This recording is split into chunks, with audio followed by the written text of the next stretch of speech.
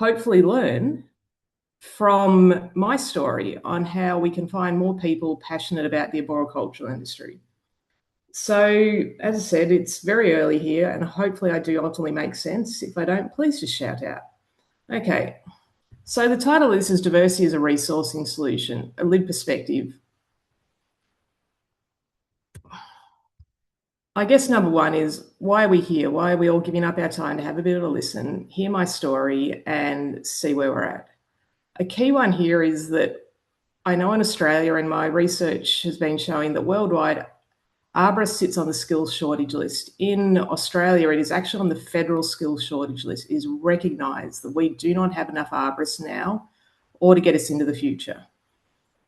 And how lucky are we in a way that we are sitting at this point, because arboriculture is such a critical skill that is going to take us into the future. We can't deny that our world is changing and that a key part of our change is going to be trees and with the management of them. So we need more and more people into our industries so that we can help lessen the impact of the change that is occurring.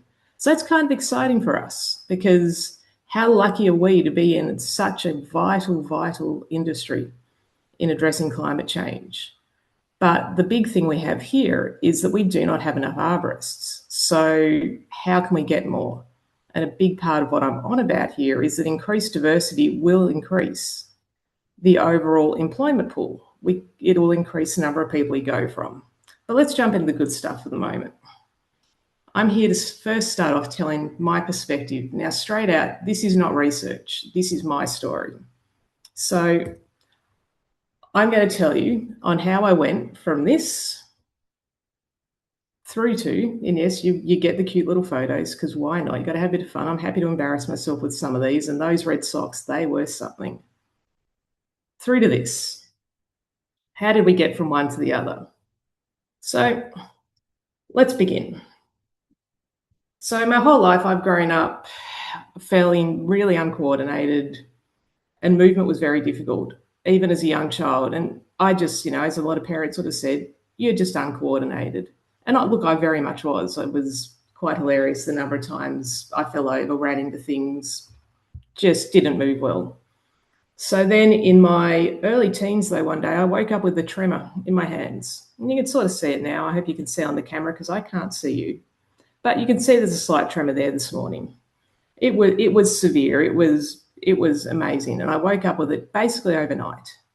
Now, you can imagine when you're a teenager and you wake up with that, it's scary. It's very confronting. And like all teenagers, you hide and you say nothing. But when the tremor came, a lot of things left me. I lost all my fine motor skills. I was unable to write. I was unable to use cutlery easily. There was any of those things that you take for granted, I lost that. So a lot of things became out of reach. And yeah, pun intended on that.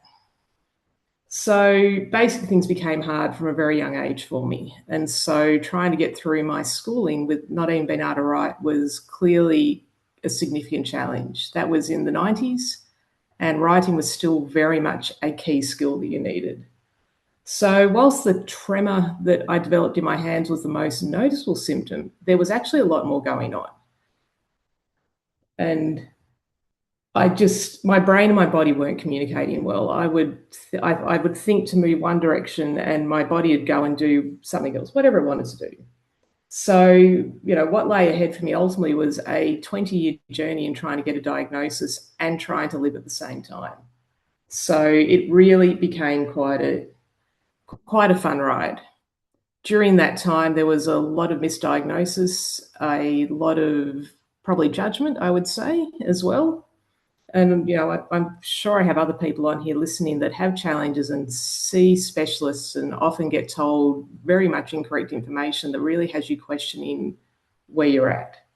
I was often accused of being nervous, which hopefully you can even tell from this. I'm not a nervous person and never was. It was not my nerves.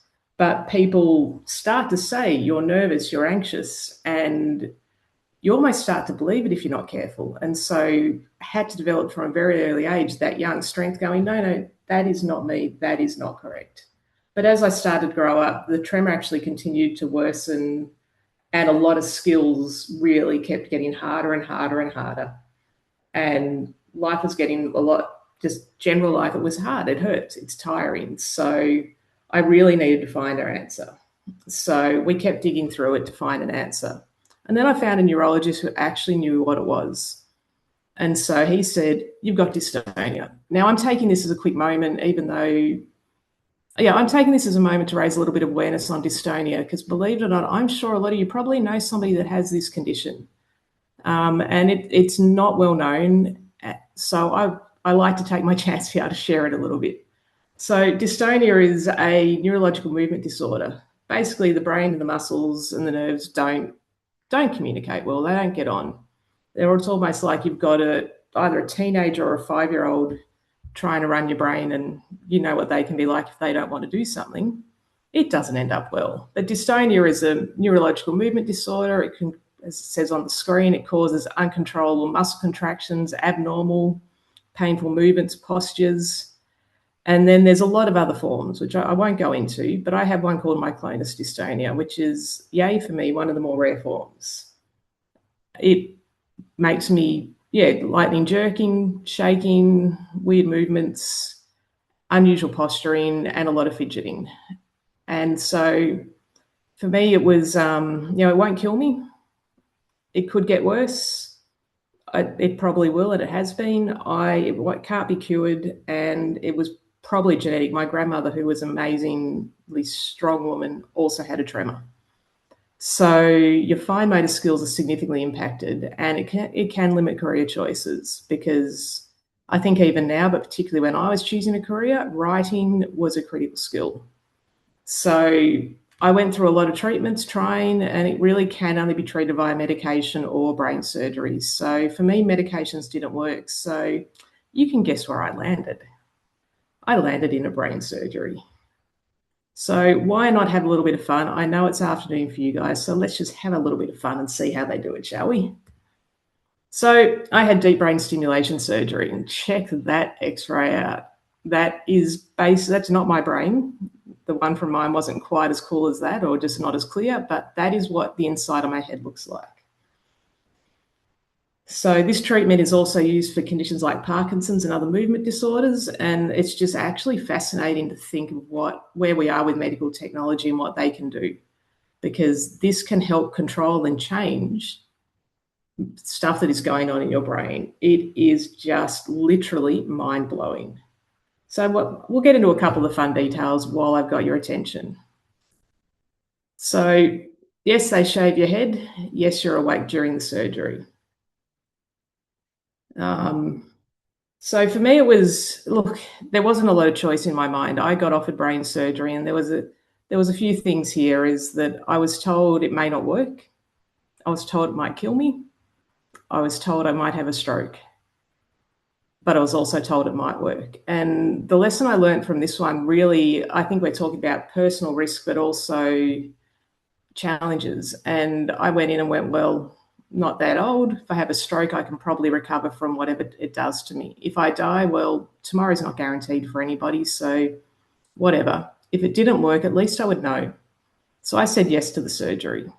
The next challenge that came through with this is that you are actually awake during this surgery. So for some people, that could be terrifying to be awake while somebody is drilling through your skull and playing in your brain. And if I say it like that, it probably does sound scary, but I learned something really strong from this one, because I learned that I could either choose fear or fascination. And so I chose to be fascinated. And I know I drove the surgery team probably bonkers, because I asked questions the whole time. I was awake, I was chatting. If I heard a sound, I asked what it was. They put this strange sort of microphone on your brain, and you can hear the noises as they're playing around. And, I was asking all that stuff. And so I wasn't scared, but I was fascinated. And hey, how many people have a chance to actually be awake while somebody's playing inside their brain? Not many. So I reckon I was pretty lucky, and it was an amazing experience for me. What was even better is that it worked, and I knew that it worked. I was laying on the on the table, and they said, we're going to switch it on, and I went from shaking like this to still within millisecond. I never thought I would see that. It was the most life-changing experience. To give you an idea of the change that it made, I wrote my name just before the surgery. Yes, that is me trying to write Ali Jasper. Then after the surgery, this is a couple of days after, that was the change.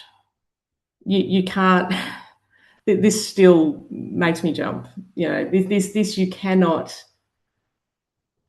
change the feeling. And I still love picking up a pen. I love a nice pen because I never thought I would see myself being able to do this. So I guess that's the idea of, and you can see the journey I've come. And now it's actually now 11 and a half years since surgery. And so much has changed. And I'm so thankful for where we're at. So what did I learn? Let's have a think about this. Growing up from a disability, you learn things. And yeah, it makes you strong. But I learned a few things. People judge. We all judge. It's built into our human nature. And it's not that it's a bad thing, but it is just what we do. It's known as unconscious bias. We look at other people, we make our own judgments on them, and it's often based on our upbringing and on those around us. And so I guess for a really, I don't know if I call it fun, but something that I noticed when I was growing up is because I couldn't write. You'd go into whether it be a bank or somewhere that required you to fill out a form. And as soon as I said to somebody I couldn't write, the number of times they would speak louder and slower at me was mind-blowing. It was phenomenal. And now I've got a little bit cheek to me, so I would often then speak louder and slower back at them just for some fun. But they assumed that because I couldn't pick up a pen, I was illiterate and I had a lot of other things going on. And that was not true. But that was just the judgment that people would make for me because I would say I cannot write. So suddenly they downgraded everything about me from one very basic skill. So I can laugh about that now. And even I think back then it was easier to throw it back in their face. But I also other times just dealt with it by hiding a hand in a pocket going, I've hurt my hand. Will you help me? And then they didn't speak louder at me. So it just really makes you think on the judgments that we make. Another thing that I learned, and this was a personal one, was asking for help is a learned skill. Now, those around me that know me well, probably don't even need to know me well, is I do have I like to call it a determined streak. Other people call it stubborn, but I like to do things myself.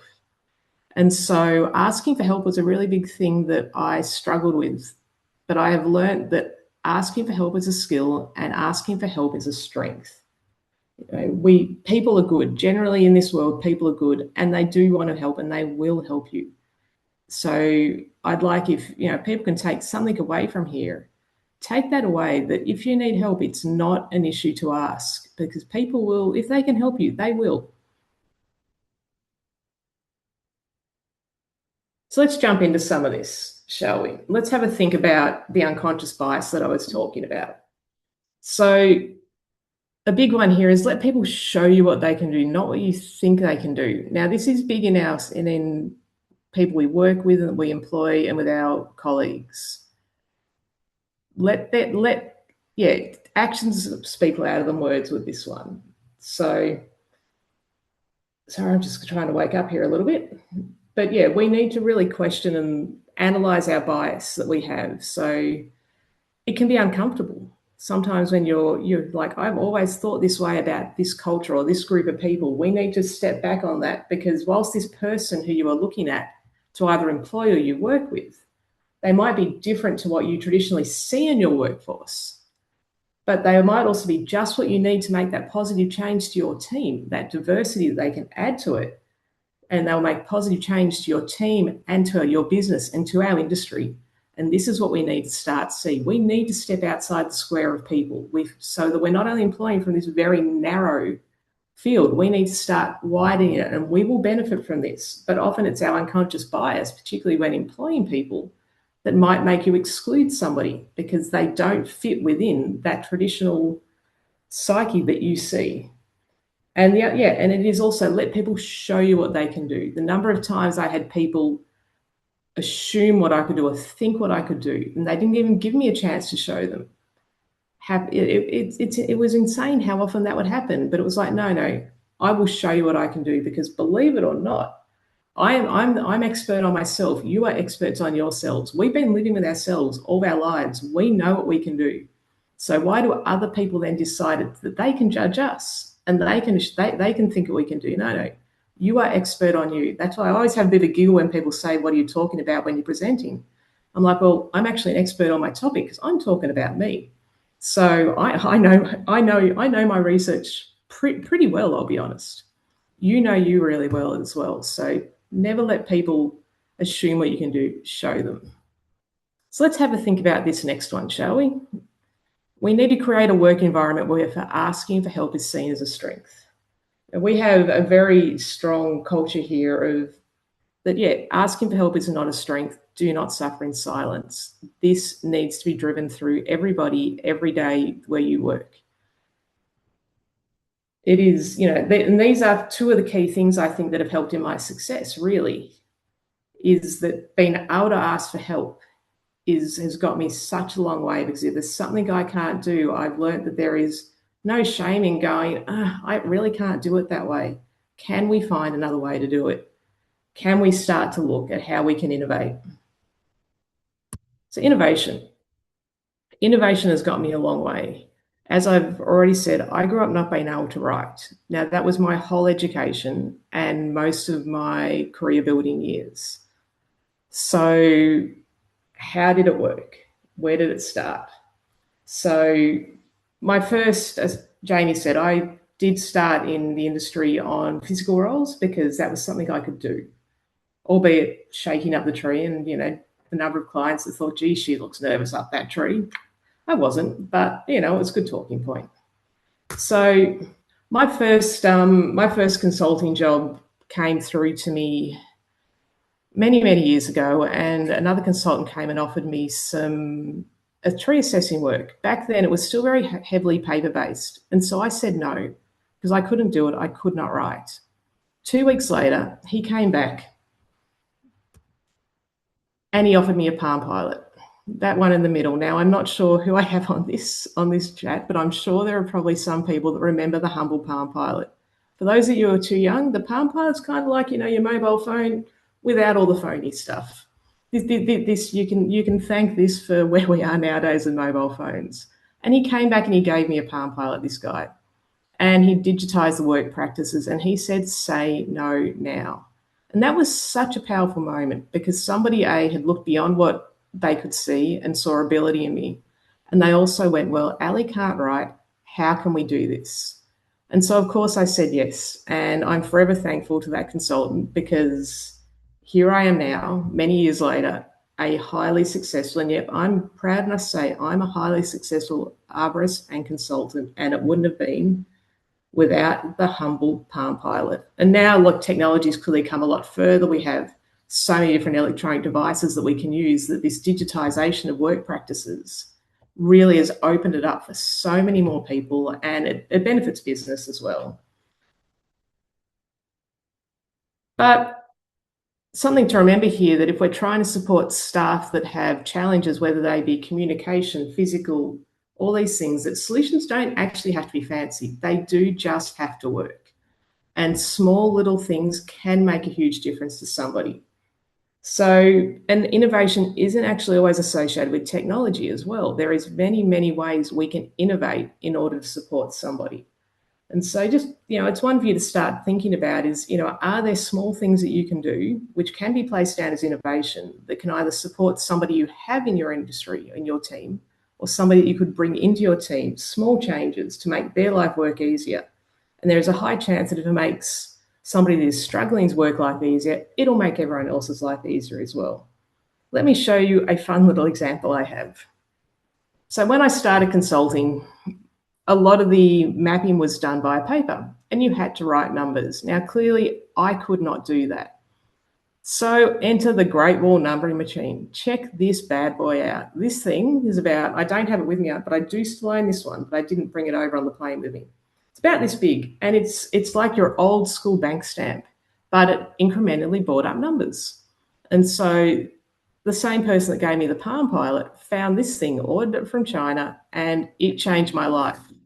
I was then able to easily, sorry about that, I'm not alone here. I was able to easily number plans with the Great Wall numbering machine, and it's got a ripper of a name. I tell you, if you ever want to have fun, find one of these on eBay. They are an absolute hoot. But the thing about this, whilst it's a bit of a giggle, this does show that simple innovations can be life-changing. And so, yeah, all hail the Great Wall numbering machine. But nowadays, and this sort of brings us into where some of the technology is riding, because we have come so far, and the speed that technology is changing now for all of us is phenomenal. And there are so many other useful accessibility tools that we can use with our team, whether it be speech to text, AI, programs like that. And yes, I have actually put a program up on there. Normally, and I'm not sponsored by Dragon or anything like that, but programs like Dragon actually changed my life. By the time, I guess educationally, I have done up to a master's level education. By the time I was doing my master's, even typing on a computer was becoming very, very difficult. And so I got onto Dragon. Now, this program allows not only you to be able to type with your voice, but you can actually program the entire computer to do pretty much anything. I can sit back with my feet on my desk, and I think there's at least one person from a business here. I'm going to give away a couple of my secrets here, because even if I'm sitting up with my feet on my desk, I'm actually working, because I sit and talk to my computer. And it runs everything. It is phenomenal. So looking at these different programs and how we can manage and how we can work really helps. And if you do want to get onto Dragon and you do work in the office as a consultant, just pro tip, if you've got your headphones on, you've got that little red light when you're in a meeting. If you put Dragon on, it puts the red light on and everyone leaves you alone as well. So it looks like you're in a meeting. So pro tip, it keeps people away as well. So it's kind of a good way to get some focus in on that one as well. But I probably shouldn't give away all my cheeky secrets on that one. But this is what we need to look at. There is just so many different ways that we can look at how we are working, and just follow technology. It is your friend. See how we can improve our work practices for those that struggle. But if it makes life easier for me, it highly likely makes work easier for others. So the next one I'd like to sort of have a quick chat over is support. We all need support. I would not be where I am today without the support of family, friends, colleagues, and leaders that I still have and I work with nowadays. This is what has got me through there. I have had people to lean on. They've lent on me as well, but unless we support each other, we will not get there. And support has kept me going and will keep me going through this industry. Think of how we can support those of us around us. Simple tasks, and we can all look out for each other. Oh my gosh, checking for time. Okay, I'm going okay. Yes, I'm going okay. Sorry, I've got a few different clocks here because I'm in a few different time zones at the moment. I guess the next one to talk about here is mentoring. Now, as an industry, I'm sure it's probably different in the US. You do have a bigger industry than we do here in Australia, although we are strong. But it's the mentoring. We need to be better at mentoring. Now, this can either be formal mentoring programs or informal. Finding that person, having somebody that they can call, they can ask questions, not necessarily even within your business. I actually think it's good to be able to have mentors outside the business that you work with. Having that person that you can ring up and go, this happened today. Is this normal? Is this okay? In a non-judgmental way can really change how people feel and understand their world around them. But it can also keep people in the industry, because this is a big thing here. We don't want people getting uncomfortable, upset, or even put into situations that they shouldn't be in, and they shouldn't be in that without that support. So I've been throwing this out, I know, to Arboriculture Australia for a long time, and I know they are starting to look at this. And I hope that the ISA, I know the ISA has some sort of mentoring programs, but some way to connect people and create that mentor. I think, and I don't know who is listening to this, but I push out to you guys that are there people there that can help really develop and push these mentoring programs, connect one person with another. It's really all it needs to be. Have that ability to be able to keep people in the industry, keep younger ones in the industry. What you can see on the screen there actually is myself with two of my younger team members, and the mentoring role that I try to play for both these two people in the industry. They're both come through a graduate program that we run in our business, and having that mentoring role for this team really matters. And I hope that it keeps both, it's Natalie and Kiara, they're with me in the industry long term. They have both come through as graduates. They knew nothing of arboriculture until they came in. So look, that sort of rounds up a bit of my experience and my questions. So I guess, I want to throw out now going, what can we do? What have we learned from this? We've learned that I've come through the industry. Yes, there were challenges. Yep, yay, somebody drilled in my brain. I'm now a bit of a cyborg. I've got, a bit of a robot. Cool. I can now write. I've had mentors. I've had support. I've had so much help. And there's been, I'll own, a fair bit of determination here. So what can we do? How can we get more people into our industry with greater diversity, and how can we keep them? Now, I think a key part of this really, and this is an interesting one, is we're not going to get more people in until people know what we do. And I'm not sure that how often do you sort of go and people go, what do you do for a job? I'm an arborist. And do you get stuck with this look? People are like, what on earth is an arborist anyway? Now, I know when leaving school, I didn't know what an arborist was. I remember I wanted an option. I was looking at a few different options of what I could do, but I figured it had to be something outside, something physical. And a lot of these options came up. But you'll notice that on this screen, arboriculture is not there. I did not know about arboriculture as I was trying to pick and choose what I was going to do after school. So this is number one problem here. If our our students, our school leavers don't know about arboriculture, how are we going to get them in? How can we change that? And that's not just sitting with the ISA or with Arboriculture Australia or any of these industry organisations. It's got to sit with us as well. It's got to be on it can be on that big scale, and our industry organisations can do it. But unless we get the word out there, it's not going to change. So don't just think big. So, but campaigns like in Australia, we have what we call ADGOT, or Arborists Don't Grow on Trees. Now that is run by Arbos, and it's a fantastic campaign to really get the word out there. But don't think that's where it stops. We need to spread the word ourselves. There's so many options out there now, where through social media and to spread the word on what we do, get the good stories out there, even on a micro basis. That one post you put up in a positive light of what you have done, whether it be exciting, whether it be passionate about a great tree you've seen, that can get people into our industry. Spread the word, people. I can't put it out there enough. Spread the word, get it out there, let people know what we do. Let people know what an arborist actually is. So the next one is how can we better represent society? This is a big part of what I'm talking about. I'm talking about diversity. Now, what is workplace diversity? It is how our workforce can actually replicate what we see around us. Look around you at the moment. Look at who you employ. Does your workforce really look like the society that you live in and you work in? I suspect not.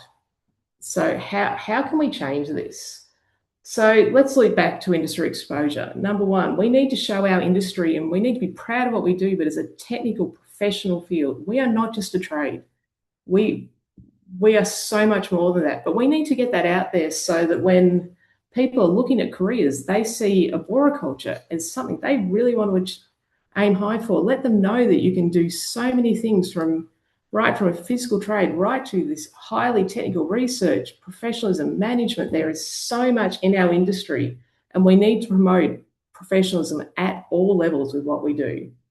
And then think about work hours. Can we be more flexible in our work hours to bring in more people? The working mums, can we, those of you that run cutting crews, I'm not sure what it's like for you, but I know in Australia, our crews basically start at 7 a.m. and work through to whether it be 3 or 4. Now, that often, if you expect somebody to be there for that whole shift, that really does cut out a lot of the stay-at-home parents, the ones that need to get the kids to school, they need to pick them up and all those things. But can you make a profitable crew that work those shorter hours so the parents can drop the kids at school, work, pick them up? Think of those sort of things. Can we have different, more flexible ways in which we work that can then bring in greater, more diverse workers? And can we make our work sites, I guess, safer for people that might have a bit of a disability, whether it be in physical or intellectual disability? Believe me, we all just want to work, and people with disabilities still want to work. Are there tasks that you can do or that you have that you could bring somebody in, whether even if it is an intellectual disability, that they can actually work with you in a safe way? If we can start to answer some of these questions that I'm throwing out at you, then maybe we can start to employ for a greater sector of society. And sometimes, this is now a fun one. Enjoy this picture up, but I'm going to throw this one in. I often hear the old adage of you can't be what you can't see. Now, sometimes you have to be what you can't see. As a female growing up in this industry, with a disability, I had to be what I could not see. There was no one else out there like me. Now, this can be confronting because you've got to step out of the box of what is normal. How do we support people to be what they can't see? How do we support people to stand out, to make that change? Because as these different people in our workforces stand out, we can then have our change come through. And this isn't just, we need to make it okay to be different, to be able to step outside from that box. And it isn't just about, it's not just in our company culture, it's in the way we think, it's in the way we work. We need to recognize and praise when people try things differently, and particularly when it works. And okay, it won't always work, but that is okay, because something doesn't work doesn't mean you failed. We need to keep trying these changes, because if we can step outside that box, that is going to drive change. Change will benefit industry, it'll benefit your business, it'll benefit us. And I guess, maybe some of you guys are going, but do we need to change how we work? Not necessarily. It's not about changing how we work, it's changing how we think. It's changing what we're looking at, and the way in which we work might be okay, but it's how we think. Okay, so I just want to talk about barriers a little bit now. What is stopping change? What barriers are making it harder for us to change and to get more people in? There's going to be a few things here that hit a little bit harder now. Society is still gender-centric. I know we are trying to change this. I know we're probably still a generation or so off really getting rid of those solid gender roles. But we can start to make a difference. Now, I've had this discussion with a lot of people, and how do we get more people in? And this part is probably quite directed at women. We still do have absolutely a much stronger male domination through the industry. So how can we get more women in? And I know even me coming into the industry, some people would say, well, that's too heavy for you to lift, when working. And I was always very quick to point that I have a chainsaw, I can make anything smaller if I needed to. And if it's too heavy for me, it's too heavy for you. But a large part of our industry, it's almost still like a bit of a strength competition. It shouldn't be. We need to make it more accessible.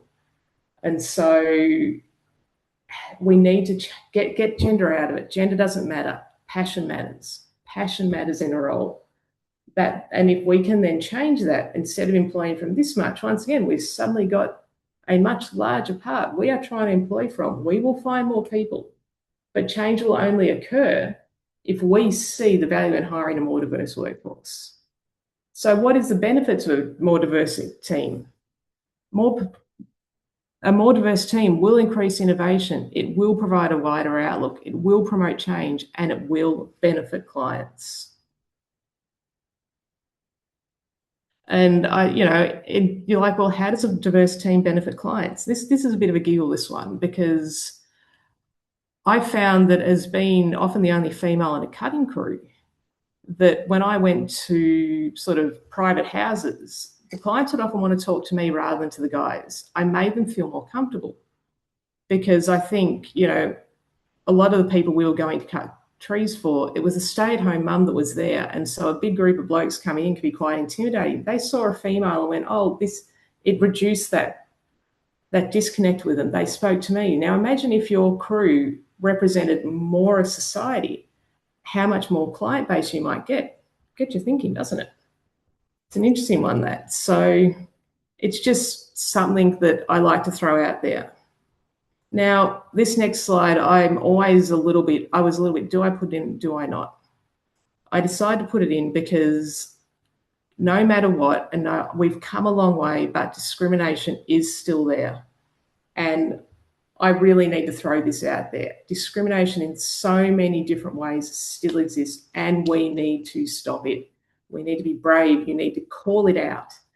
You need to remember that discrimination in any form is not okay.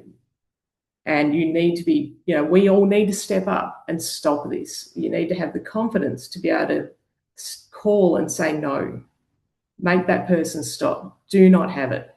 And create a workplace where, you know, calling out poor behaviour is okay and it is expected. So I said, I just have to throw that out there. I don't stick on this one for long, but I know we've come a long way, but discrimination is still there in all forms and it has to stop. So the next little bit is accessibility. How can we make our workforce in our industry more accessible to people? Well, we have sort of touched on this. We've sort of looked at, you know, working hours and things like that. And accessibility is often just associated with disability and disability support and equity through it. But how can we make our industry more accessible? You know, I have touched on some ideas, and whether it be work hours, technology, and all these other options, but we really need to look hard at these barriers that are stopping people coming in, whether it be to our industry or to your business, and go, well, can I change some of this? Can I drop those barriers? Can I open the world of arboriculture to more people? And, you know, I'll leave that you just to mull over and to think of what you could come up with. And I always love it when people reach out with an idea on how they can make our industry more accessible. And, you know, I'd love to hear some ideas on how your workplaces are or can be made more accessible to people. But that is really about thinking about those barriers and how we can change. And so, you know, we're nearing the end of the journey here. And so I'm just going to wrap up. I'm hopefully going okay for time, and Jamie will tell me if I've gone over or he needs to fill in a little bit. But, you know, wrapping up, we are in a growth industry. How exciting is that? Arboriculture is vital in climate change. We need arborists. To get arborists, we've got to stop employing from this much of society. We need to start employing for a greater area. We need diversities. Remember, careers and roles, they are not gender specific. I can climb, I can cut, I can do, you know, we can do whatever we need. But it doesn't matter that I'm female. That's got nothing to do with it. It's my passion, it's my drive, it's my interest. And that is the same for anybody. And diversity is a key driver of innovation and change. Diversity is good for business. It is what we need. Arboriculture is an amazing industry. We have roles right from entry level right up to set highly technical research. You know, we can have so many people in our industry. We've just got to get them in. Spread that word, people. Share what an awesome industry we are. How cool are arborists? Continue to inspect your unconscious bias. Get uncomfortable. Get uncomfortable with what you think is normal. Start to pull them apart. Start to change how you're thinking. Start to look. And then remember that technology, he is your friend. We like technology. It will improve your business. It'll open up more people to be able to come in. And the speed that it is changing at is just mind-blowing. And then collaboration, collaborate with your team, talk, keep the communication going, talk amongst others, because collaboration will improve outcomes. And so, you know, we all need to drive change. We need to drive, we need a hug. We've got to hug, we've got to enjoy change, be comfortable with it, and make change as part of your everyday business. And so that's pretty much me rounding up here. And, you know, I just want to say thanks once again for letting me share my story and have my little very early morning rant. It's now, I think it's about 10 to 6 in the morning here now. So it's been a wild ride, and a coffee down and I'm nearly awake enough. So I'm going to kill the screen share now and flick back over to Jamie, I believe. So give me a moment. And we'll stop sharing. Thank you so much, and you're right on time. We have a few moments to talk. Um, so everybody stay here, and we're gonna. You can already see the link to the after party in the chat. If you have time to join us as we conclude the webinar, you can follow that. So you can have your camera on and tell your own story or ask Allie some questions. Allie, I am just so. I know you don't need my validation. I'm sure you find a lot of that in your own life, that determination, but I'm just so impressed and proud of what you've achieved. I'm sure you hear that from your colleagues on a regular basis. Uh, and if not so, can you have them call me? Uh, No, I've got at least one sitting here next to me, actually. So, Wonderful. yes. Yeah. It reminds me, essentially we just need to be able to give tools to people so they can be Mm, successful. And sometimes folks that looks like very little. mm, I had an opportunity in my career to hire the first woman tree worker for the city where I served, fantastic. and she was intimidated. She was a Mm, smaller person, yep. and uh, what I found was, and ultimately this actually ended in a disappointment, but I'm sure she's happy with the decision she made. We were able to give her the tools, but the Mm, work culture wasn't there. Uh, yes.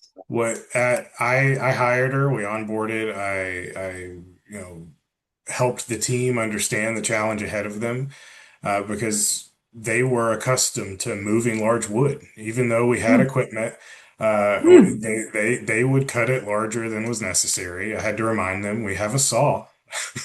We can And that's the thing. we can It's always insane. make the wood smaller and lighter. But Yeah, what we're not a happened gym. over, We're not yeah, a gym. We're a workplace, you know? exactly. But I mean, it's fair also for some to take pleasure in the challenge of it too.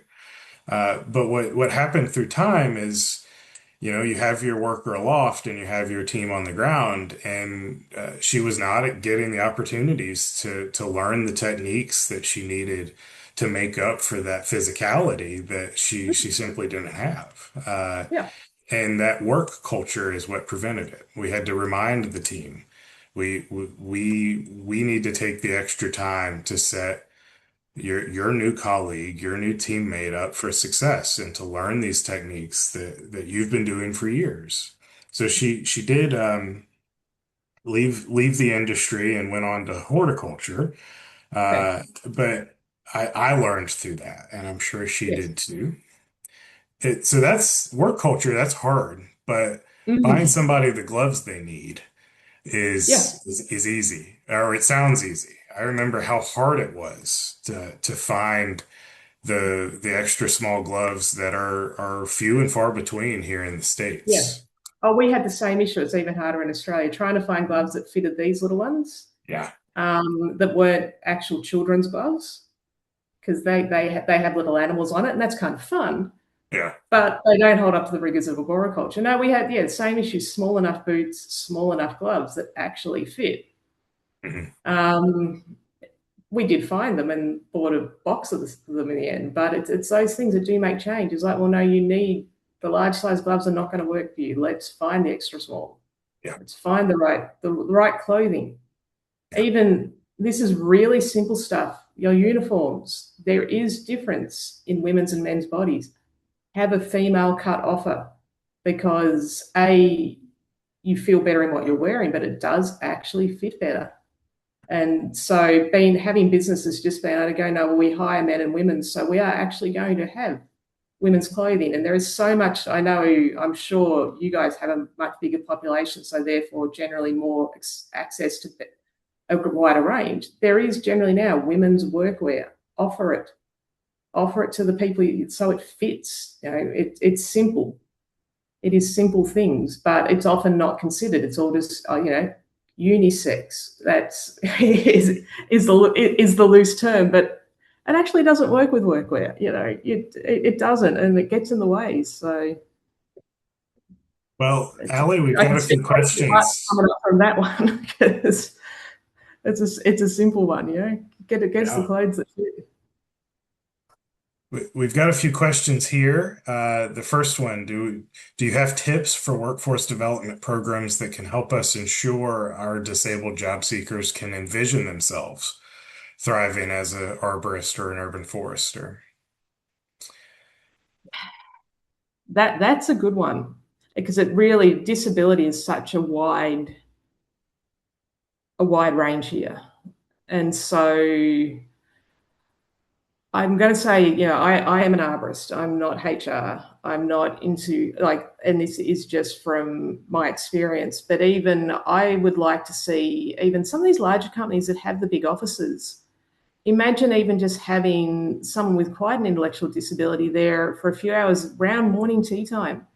I've done work with people with Down syndrome and various intellectual disabilities, and they love making a cup of tea.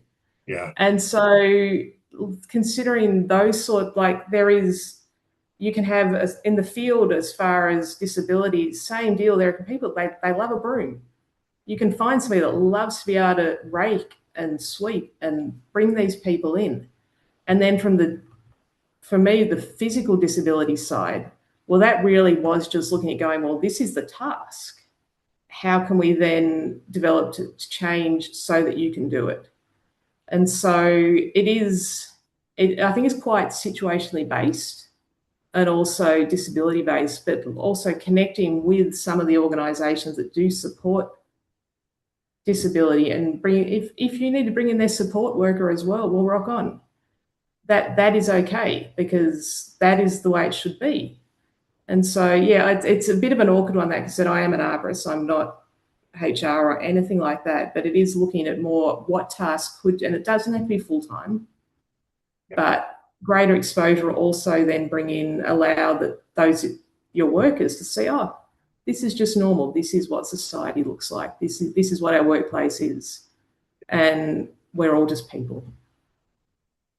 Very good. Very good. Last question before I wrap us up for the day.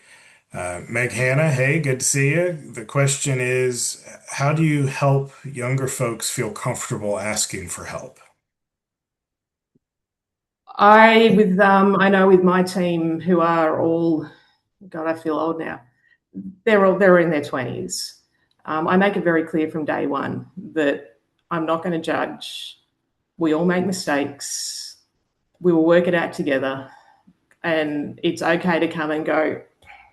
Either I can't do this, I made a mistake, and I also make it quite, I guess the way public is that I will ask for help as well. So I'm more than comfortable to go, so I actually don't know that. I'm going to ask so and so, or let's work this out together. And I say to them very early when they start. I mean, I actually don't mind if you make a mistake. I don't mind if you can't do anything. Do it. Come and tell me, and either I might not know either, but we'll work it out together. And so it is just creating that culture of that, yeah, we all help each other out, and it's quite a collaborative team environment. And so they do ask for help, my team, always, because yeah, they don't get judged. And if it is a mistake, or we can go, oh, geez, and we can have a bit of giggle and we can work it out, and it's never really a major issue. So I think it's workplace culture. I love it. All right, folks. Wrapping up here, the link to join our after party is in the chat. So please follow that. Next month, we'll be hearing a story from Atlanta, Georgia. If you're familiar with the Cop City story, this is the background behind that. And if you're not familiar with the Cop City story, I suggest tuning in to learn about it. Dr. Cassandra Johnson Gaither from the United States Forest Service will be there to show us her research on the demands for public access natural lands in Atlanta and I'll be sharing a little bit about how some protests and other challenges in that forest went down a few years ago. So if you're interested, please join us. I'll put the link in the chat. I think I can do that from here. The interface here has changed, everyone. That's no excuse, but we are having a little more technical problems than normal. And then here's the link for the CEUs. There's my contact information. There's Allie's contact information. Folks, I'm going to take this down so I can share the links in the chat, but they will be there, and I'll leave the screen up for a little longer, or the webinar up for a little longer so you can get those links. So thank you again, Allie. Been a It was pleasure. great to have you today. Everybody, if you're able to join us, please follow that after party link in the chat. The link for registration for the next session next month is in the chat, and the survey link I'm adding right now.